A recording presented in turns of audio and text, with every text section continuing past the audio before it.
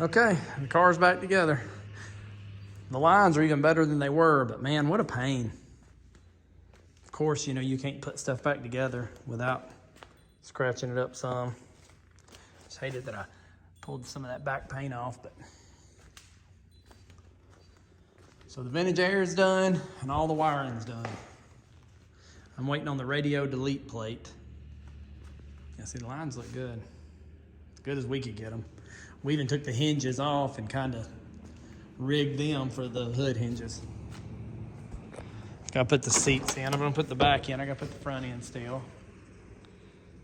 Gauges are hooked up. I've got to still do that vintage air where you ground it to make sure it's your controls are right.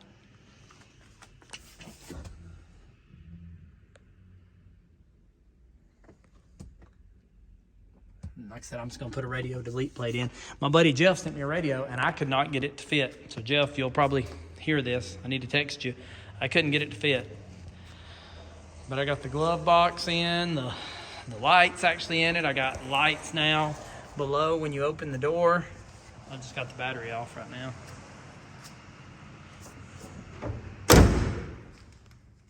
The lines there is better than they've ever been. It's a little bit, just a little, almost a little bend there for that trim piece. But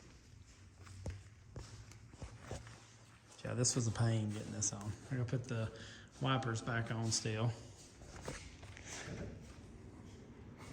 Would you open the hood, if you don't mind, sir?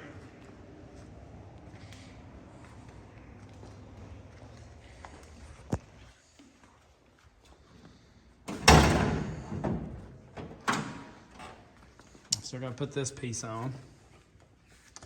We cleaned up the core support. It's just a little dirty, and then Daddy painted it for me. We just run plastic bags over the car. That's my oil pressure dummy light. It's connected to the plug down on the block by the oil filter. I've just got to tidy it up. And all the wires are hid.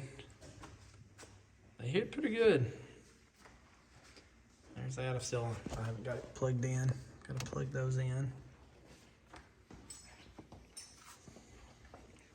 So the biggest issue I had was after putting it together, you know, you'd turn the blinker on and both brake lights would come on or turn signals and stuff like that.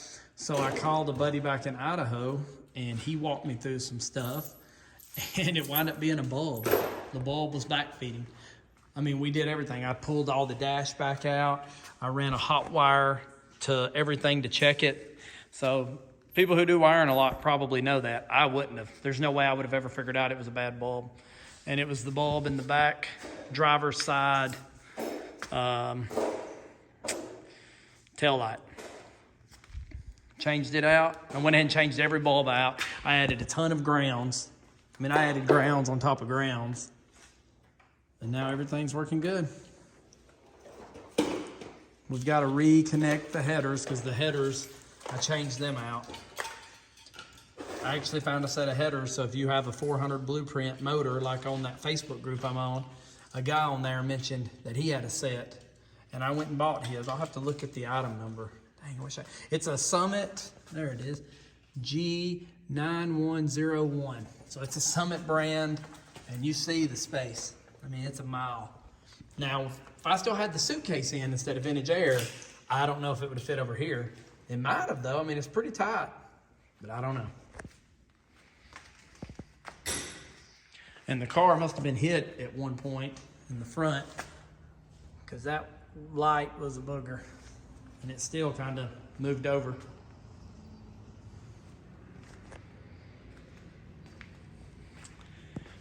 But I guess I will put the seats in the front and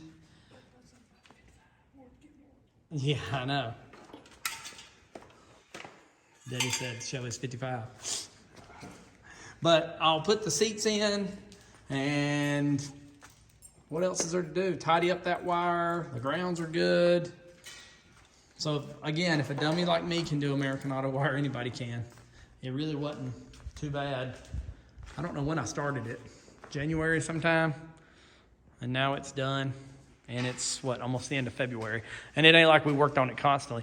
If anything, the worst part was putting the fenders and the hood and everything back on. I think I despise that more than anything.